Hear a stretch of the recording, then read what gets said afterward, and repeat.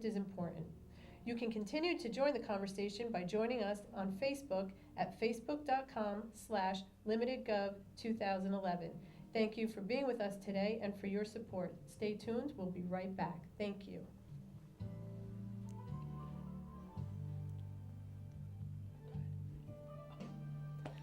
We can talk now. Okay. Okay, thank you again. We're having fun at the radio station today. I used to host a radio show in Bergen County. And these fun things happen. We didn't have videotaping in those days back in the 90s. Well, yes, so now, nobody can escape. We'll be on the web as well. That's great. So as I was mentioning, and Louis, feel free to jump in anytime. I know I talk a lot, but No. not me, right? Radio should be fun. Exactly, so we can do that.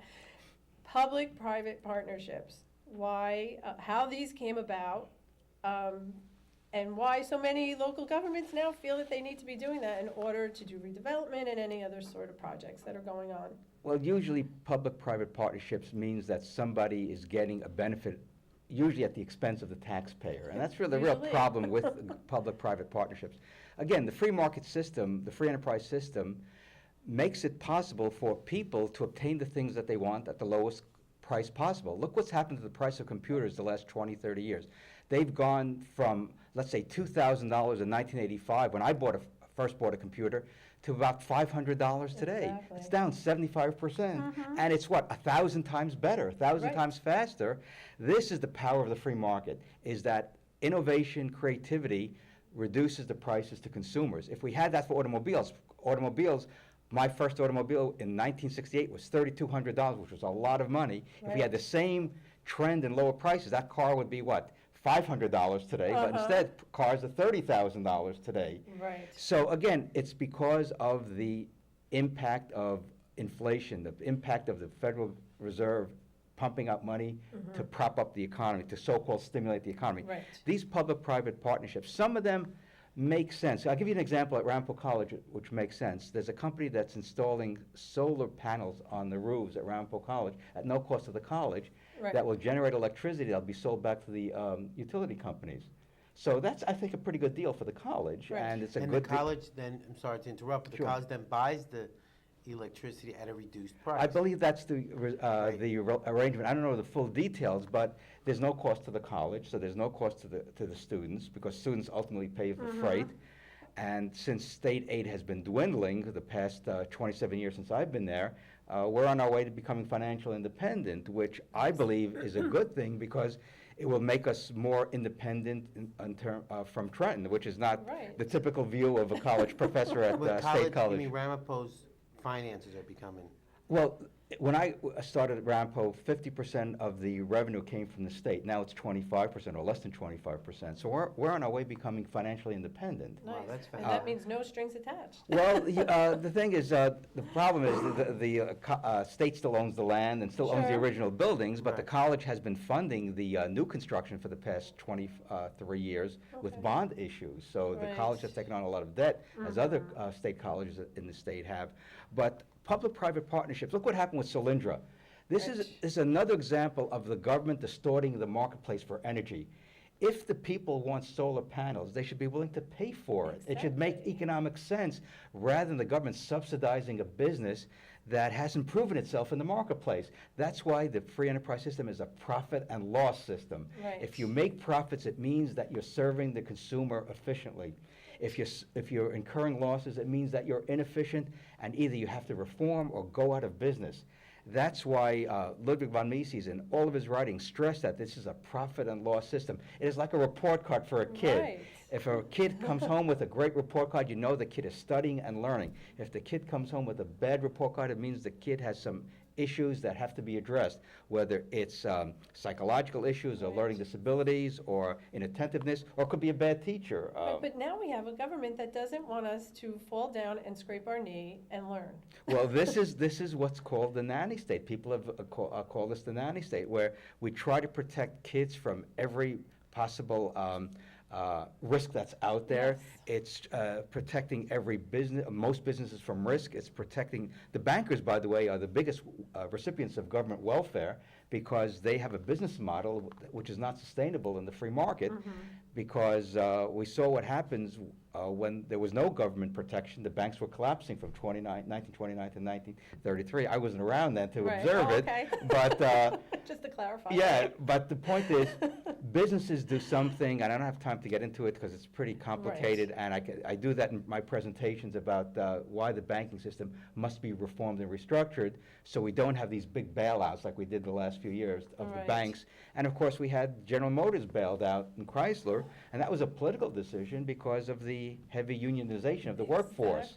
A lot of the businesses that went under the past few years, if they weren't heavily unionized, they didn't get any bailout from the federal government, like the housing developers, the real estate developers. Right, so the public-private partnership really gets to pick the winners and the losers in what is supposed to be private enterprise. Well, this is the whole point. The marketplace sorts this all out. It does it rather quickly because if a company does something that the consumers don't want, what happens to its stock price? It plummets. Right. Look what So happened then they know. Look what happened last year with Netflix when they introduced the new pricing policy. Boy, they the went stock down. plummeted from $300 a share to I think about $75 a share. The public and investors voted with their feet, and now Netflix has They had to revamp if they wanted to survive. rethought their policy, and their stock is back up. When Starbucks was going down because there was pushback from consumers, they restructured a little bit, and now the stock is back up. There are companies that either have their stock go through the roof, like Apple the last few years, because they're coming out with great innovative products. And if a company is doing well, they will get rewarded in the marketplace. And if they don't do well, they either go out of business or get bought out or have to restructure. Those are the three alternatives. The government should not intervene. That's not the role of the government. It's not there in the Constitution. No, it's not. But getting back to the nanny state and so much dependency on government, I mean, that leads to the road to serfdom. Well, this is what Mises student Hayek wrote at the end of World War II, the road to serfdom, that if we keep on this road where the government takes over more and more responsibility, then we are, in effect, a serf of the federal government, where we have to rely on them for food, clothing, shelter, health care, retirement benefits. And guess what? We do rely for a lot of those things on the government, and that's why we have a $1 trillion deficit, a $16 trillion debt. In fact, one economist has calculated the actual deficit to be $200 trillion. In other words, the federal government is short $200 trillion today to pay for all the future liabilities that it's going to have over the next 75 years, which he calculated means that the federal government would need to raise taxes, federal taxes, by 2/3 to cover all those future expenses. So what the federal government has essentially done is abdicated its responsibility to the people. The people are supposed to be free. We were founded as a free nation. The people are supposed to take responsibility for their own lives. If you want to go into business, you incur the risk to be in business. And if that happens, you would have a growing economy without these wild fluctuations like we've seen over the last 100 years or so since the Federal Reserve was established. Right. So that does seem to be the root of all evil. Well, this is why big part of it. this is why I like to go on radio shows like this, and thank you for the opportunity, and go on television and write op-eds and write letters to the editor.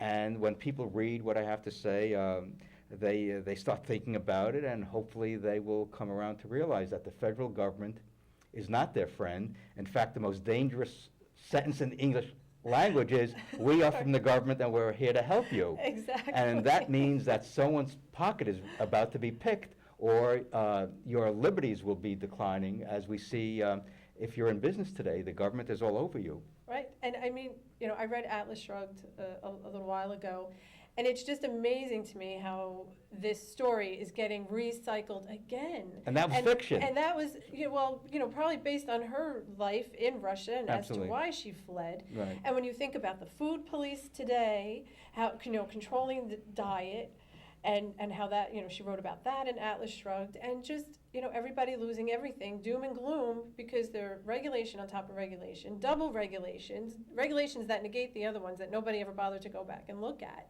I mean, you can't function this way as a free person. And you have a health care bill which is 2,700 pages long. The Supreme Court has heard the arguments whether the Obamacare is constitutional. They're going to rule on it in June. But again, you look at the Constitution, it doesn't say anything about health care. It's silent on health care, which means the people should be responsible for their health care Exactly. with their physician to make the arrangements that they need in order to optimize their health. And that means consulting nutritionists and other people and doing the things that we all know need to be done. Why is, I'm sorry to Go ahead. interrupt, but in the healthcare issue, why is it that one of the problems I see that we have is that we can't insurance companies, each state has a certain number of insurance companies. Right, And they can't sell across borders. right, And it seems to me that that hinders the free enterprise system. absolutely. I think, so, I mean, that's one, I think I see as a problem, is the fact that they can't, go across borders. That, to me, would seem a way to lower the healthcare costs, as quickly. Not only that, you have But that so makes many sense. mandates. For example, senior citizens who want to buy well, first of all, let's assume someone in their 50s wants to buy policy. It's so expensive because the way health care insurance is structured is that we try to insure every expense for health care, and that's not the way health insurance should be structured. It should be only for losses that are unforeseen, like Yes. accidents, like heart disease or cancer, where the costs will be tens of thousands of dollars, which the average person can't afford. So you don't want to have health insurance cover a doctor's bill because that just drives up the premiums. So you Exactly. really want health care insurance, or medical insurance, to cover for these unforeseen events. Going to a doctor for an earache is a foreseen event because most people have illnesses during the course of the year, and we should pay out of pocket just as we pay for our car repairs out of pocket. Right. We don't need an insurance policy for our car or for our housing, for our roof if we need a new roof or anything like that. So health insurance has become not what it was intended to be, which is to provide benefits For the unforeseen. for catastrophic losses as Right. opposed to everyday Everyday. type of events. And the other issue too is that the insurance companies, if they were able to lower their prices by, if you look at catastrophic health insurance, for example, there's an argument there that the government, which we're arguing about the government involvement, I'm not, Right. but the argument is that if government would come in and say, okay, we're not gonna regulate insurance, but we're gonna take care of catastrophic illness. So if somebody, comes down with an illness that they know it's terminal, the governor comes in and says, okay, as Americans, we're gonna take care of the citizens that's that's going to eventually pass away. We're gonna try to make their life as comfortable as possible. And if the government would do that, then health insurance for all Americans would lower, because it would be, the insurance company wouldn't be taking on the burden of the catastrophic, which is the most expensive part of health Well, insurance. I think the data suggests that 25% of healthcare costs are devoted to the last 6 months or year of life. And 60 Minutes did a program on that about 2 years ago, where they showed a patient in a hospital in a coma, and it was costing $10,000 a day just to hook up Wow. the machinery and care for that person. And that was all paid by Medicare, by the way. Medicare is running a deficit now. It's in deficit. It is the major issue facing the country, is how much can we devote in taxpayer dollars to a very sensitive and emotional